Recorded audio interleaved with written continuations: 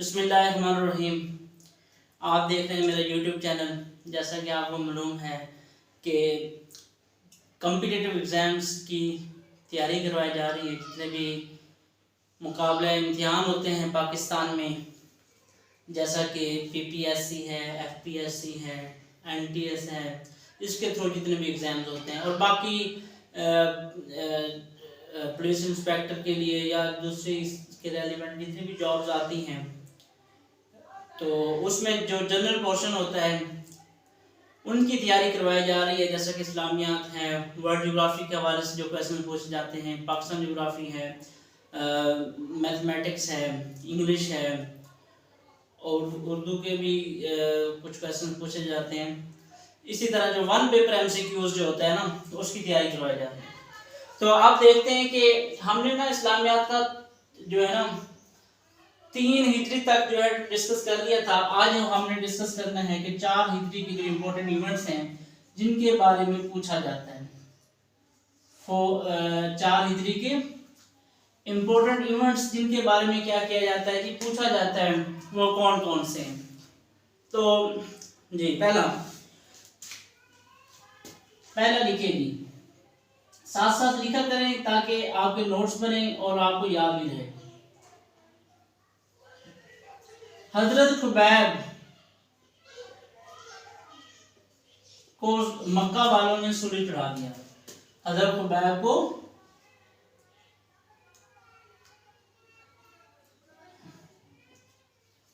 सूली चढ़ाया गया या कत्ल कर दिया गया, शहीद कर दिया गया। ठीक है जी। अहले मक्का ने सबके सामने हजरत खुबैब को क्या कर दिया, सूली चढ़ाई। ये क्वेश्चन इस तरह पूछा जाता है कि हजरत खुबैब व्हेन मर्डर्ड या कह लें असैसिनेटेड का वर्ड यूज किया जाता है कब, 4 हिजरी में। ये आपने याद रखना है। इस बात में से ये क्वेश्चन बनता है कि हजरत खुबैब का जो इंतकाल है कब हुआ था। इस तरह भी बन सकता है। और कहाँ पे हुआ था जी, मक्का में। मक्का वालों ने दी ना, तो कहाँ पे बनता है जी, मक्का वालों ने दी, तो मक्का में ही आप शहीद हुए हजरत खुबैब। ठीक हो गया। उसके बाद 4 हिजरी में ना, 4 हिजरी में कुछ इवेंट्स होते हैं जिनके बारे में पूछा जा सकता है। तो उनको हम वन बाय वन जो है ना डिटेल के साथ डिस्कस करते हैं। नंबर 1 एक होता है जी रजी हादसा।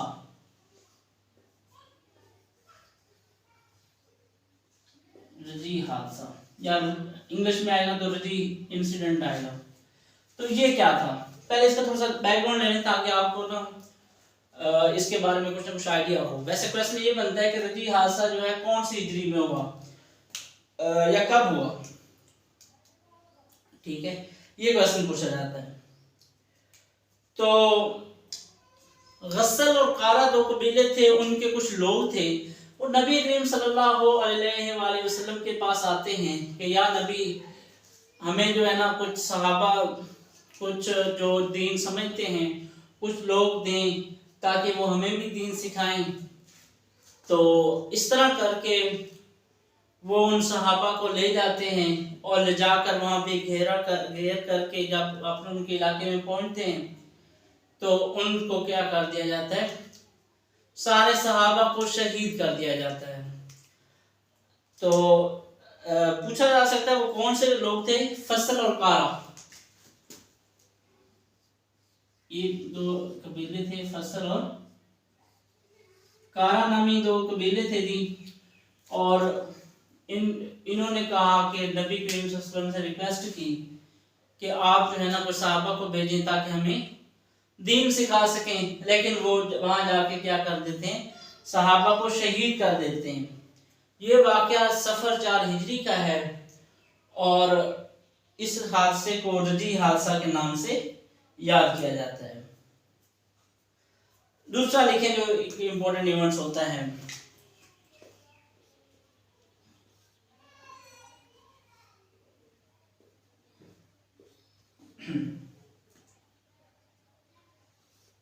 अच्छा, बेर मुआन्ना या बेर मुआन्ना, ये इस तरह करके वर्ड आएगा आपका। तो ये भी एक इंसिडेंट है। तो ये भी कुछ रजी हादसे से मिलता जुलता है जी। तो एक शख्स होता है जिसका नाम होता है अबू बरा आमिर बिन मलक। ये आता है जी नबी करीम सल्लल्लाहु अलैहि वसल्लम के पास और ये भी रिक्वेस्ट करता है कि कोई सहाबा को भेजा जाए ताकि वो हमें दीन सिखा सकें। क्या कर सकें जी? दीन सिखा सकें। और ये भी उन सहाबा को ले जाकर क्या कर देते हैं? शहीद कर देते हैं। तो इसको बेरे मुआन्ना कहा जाता है इस हादसे को, और ऊपर वाले हादसे को रजी हादसा कहा जाता है। तो अब फिर क्या होता है? जब ये दो हादसा होते हैं तो कुछ मुनाफिकीन जो हैं, जिनकी हिम्मत नहीं हो रही थी, तो उनके कुछ हौसले बनते हैं और यहूदियों के, तो वो भी थोड़ा सा सर उठाने की कोशिश करते हैं। तो जैसा कि मैंने बताया कि पिछले, अगर आप 3 हिजरी में पढ़े ग़ज़वा ओहद के बारे में पढ़ा था, उसमें किस कबीले ने गद्दारी की थी? वो था बनु नज़ीर कबीला था यहूदियों का। तो उसने क्या की थी? गद्दारी की थी। होता यूं है कि फिर आगे जाके ग़ज़वा होता है जिसको ग़ज़वा बनु नज़ीर कहा जाता है। क्या नाम दिया जाता है जी? ग़ज़वा बनु नज़ीर।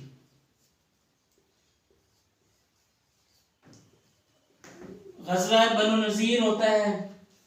तो ये इसके बैकग्राउंड यूं है कि जैसा ये हादसा होते हैं ना, तो जो यहूदी होते हैं मदीना में, वो थोड़ा सा सर उठाने और कोशिश करते हैं और मज़ीद साजिशें बुनने की कोशिश करते हैं। तो नबी करीम सल्लल्लाहु अलैहि वसल्लम अपने कुछ सहाबा को लेके बनु नज़ीर के कबीले में पहुंचते हैं। असल में वो एक कत्ल हुआ होता है, उसके मामला को सेटल करने के लिए नबी करीम सल्लल्लाहु अलैहि वसल्लम जाते हैं वहाँ पे। तो होता यूँ है। अच्छा, उसके साथ साथ कौन से सहाबा थे जी? हज़रत अबू बकर भी साथ थे, हज़रत उस्मान भी साथ थे, हज़रत अली भी साथ थे। हज़रत अबू बकर, हज़रत उमर, हज़रत अली और दूसरे कुछ सहाबा भी थे। 8 से 10 सहाबा कहा जाता है साथ थे। तो जैसे इस कबीले में पहुंचते हैं तो यहूदी जो है साजिशें बुनना शुरू कर देते हैं। जैसे कि इन हादसा के ये जो हादसा हुए, ये सुन के उनके मजीद थोड़े से हौसले जो है बुलंद होते हैं। वो ये करते हैं कि जैसे नबी करीम सल्लल्लाहु अलैहि वसल्लम साए में बैठे थे उनके कबीले में, तो वो कोशिश करते हैं कि किसी तरह नाउज़ुबिल्लाह नबी करीम सल्लल्लाहु अलैहि वसल्लम को कत्ल कर दिया जाए, ऐसा वो इरादा रखते हैं। तो इस इरादे की नीयत से एक शख्स उनका ऊपर एक फसील में चढ़ जाता है और वहाँ पे एक भारी भरकम चक्की होती है, उसको नबी करीम सल्लल्लाहु अलैहि वसल्लम पर गिराने की कोशिश करता है। जैसे वो ये इरादा जाहिर करते हैं तो अल्लाह ताला हज़रत जिब्राइल के ज़रिए नबी करीम सल्लल्लाहु अलैहि वसल्लम को उनके इरादे से मुताल्लिक़ आगाह कर देते हैं। जैसे ही आपको खबर मिलती है तो आप जो है ना वहाँ से उठ खड़े होते हैं और जल्दी जल्दी वापस मदीना की तरफ जो है वापस पलटते हैं। और दूसरे सहाबा हैरान होते हैं कि ये क्या हुआ। तो यहूदी समझ आते हैं कि नबी को खबर हो गई है। तो बहरहाल जब वो वापस आते हैं तो फिर नबी करीम सल्लल्लाहु अलैहि वसल्लम जो है उनके खिलाफ जो है जंग का ऐलान कर देते हैं किस्म का। तो पहले उनको एक नोटिस दिया जाता है कि आप जो है ना या तो फिर जंग करने के लिए तैयार हो जाएं। आपको 10 दिन का अल्टीमेटम दिया जाता है, 10 दिन का आपको टाइम दिया जाता है बनु नज़ीर कबीले को। या तो आप क्या करें, या तो आप जंग करें, तो या फिर आप क्या करें कि इस मदीने को छोड़कर यहाँ से जलावतन कर दिए जाएं। तो 10 दिन का टाइम दिया जाता है। कितने दिन का?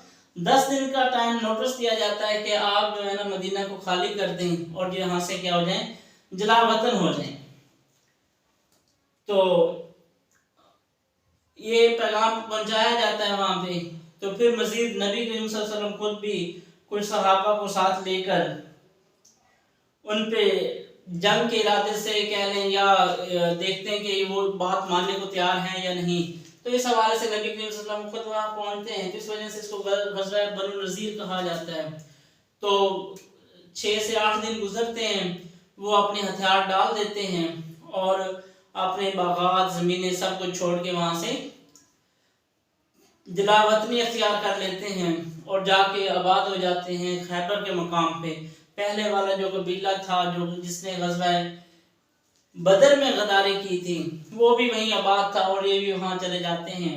तो इस तरह करके ये सारा जो वाक़या है इसके बारे में सूरह हशर में बयान किया गया। कौन सा? कुरान पाक की कौन सी सूरत में इसका नक्शा खींचा गया है? सूरह हशर में। इसको एक तरह से सूरह बनु नज़ीर भी कहा जाता है, सूरत बनु नज़ीर भी कहा जाता है। तो जैसे ये होता है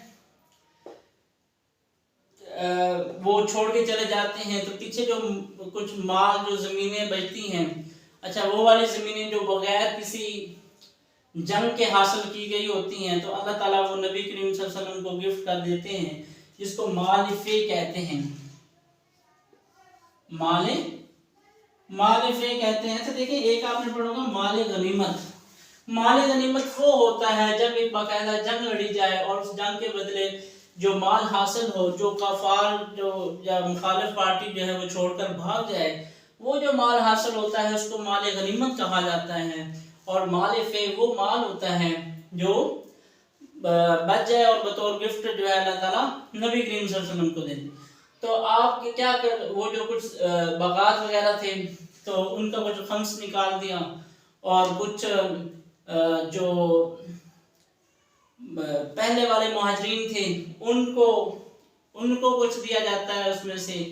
और कहा जाता है कि 2 शख्सियात ऐसी थी मदीना अंसार में से जो उनके फ़क्र की वजह से उनको भी उसमें से कुछ हिस्सा दिया जाता है। तो सुहेल नाम और अबू दुजाना आई थिंक, तो उनको दिया जाता है। उसके बाद जो है बाकी जो बचता है उसमें से वो आप सल्लल्लाहु अलैहि वसल्लम अपनी बीवियों का खर्चा और बाकी जो मामलात हैं वो उसी से निकालते हैं।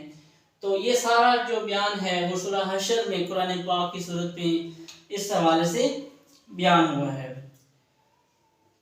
तो उसके बाद जो है एक जब इनको बाहर जो है फेंक दिया जाता है, इनके जलावतन कर दिया जाता है, उसके बाद एक ग़ज़वा होता है जिसको ग़ज़वा नजद कहा जाता है।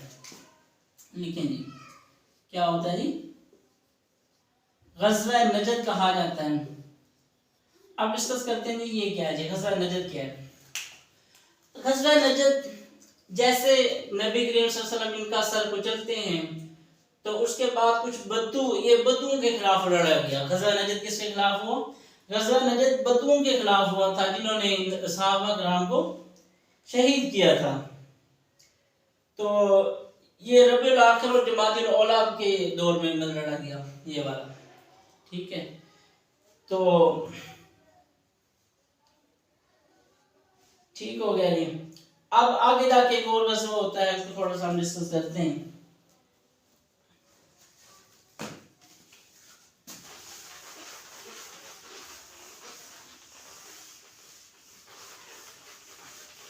आगे ग़ज़वा होता है जिसको ग़ज़वा बदर दोम कहा जाता है।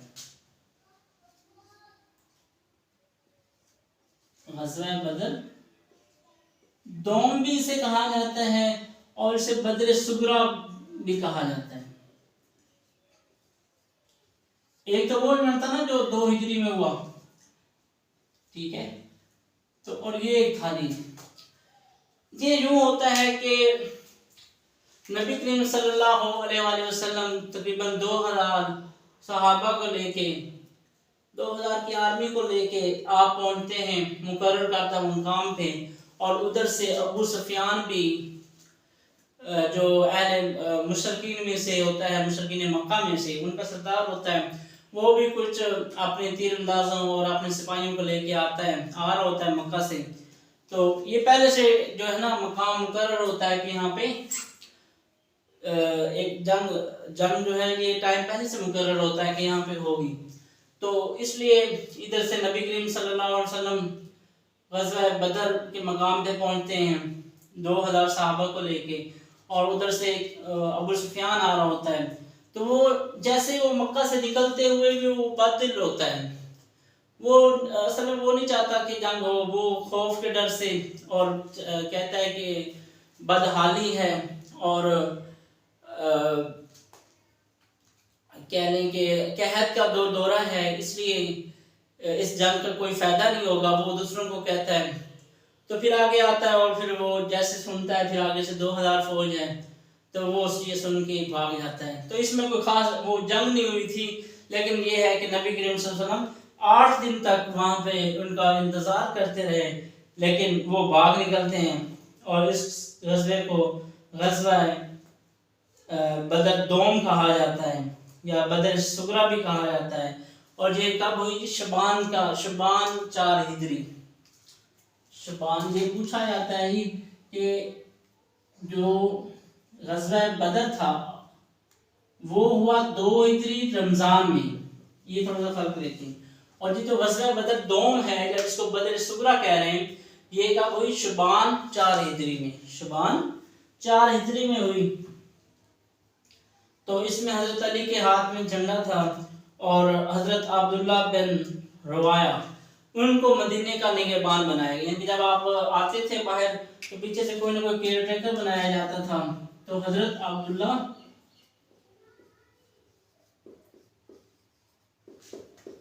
बिन रवाह क्यों क्या बनाया गया है कि निगरान केयर टेकर बनाया गया मदीने का, और हज़रत अली के हाथ में झंडा था इस लश्कर का।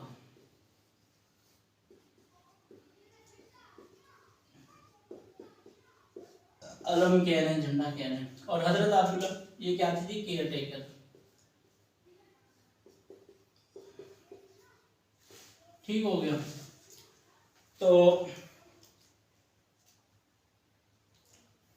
अच्छा, इसको कुछ बदर सरिया भी कहते हैं। तो ये इसमें से क्वेश्चन बन सकते हैं। तो यही कुछ इवेंट्स थे जो 4 हिजरी के हवाले से जो पूछे जा सकते हैं, उनमें से क्वेश्चन बनते हैं। तो देखते हैं जी। ठीक हो गया। अब ये आपकी कंप्लीट हो गया ये वाला आपका 4 हिजरी के जो इम्पोर्टेंट इवेंट्स थे। तो इंशाल्लाह कल जो है हम डिस्कस करेंगे 5 हिजरी के जो इम्पोर्टेंट इवेंट्स थे। इसी तरह हम तरतीब से आगे चलेंगे और खुलफाए राशिदीन का दौर, उसके बाद बनु उमैया का दौर डिस्कस करेंगे। बनु उमैया के बाद बनु अब्बास का डिस्कस करेंगे। और जैसे बनु अब्बास का डिस्कस करके उसके बाद फिर हम वापस आ जाएंगे। वापस से मुराद ये कि अंबिया किराम के बारे में कुछ डिस्कस करेंगे, हज़रत आदम से लेके हज़रत ईसा तक, जिनका हमें पता है, जिनके बारे में क्वेश्चंस पूछे जाते हैं। तो ये होगा इस्लामियात का जो है ना सिलेबस। उसके बाद फिर कुछ इम्पोर्टेंट चीज़ें जो कुछ टर्म्स होती हैं इस्लाम में यूज़ की जाती हैं, तो इसी तरह हम ऐसा करके आगे जो है ना तो सारा सिलेबस करेंगे इस्लामियात का। इंशाल्लाह कोई ऐसा टॉपिक नहीं होगा जिसके बारे में जो है ना कमिश्नर पूछता है और यहाँ पे आपको ना करवाया गया हो। तो इजाज़त दीजिए जी, अल्लाह हाफ़िज़।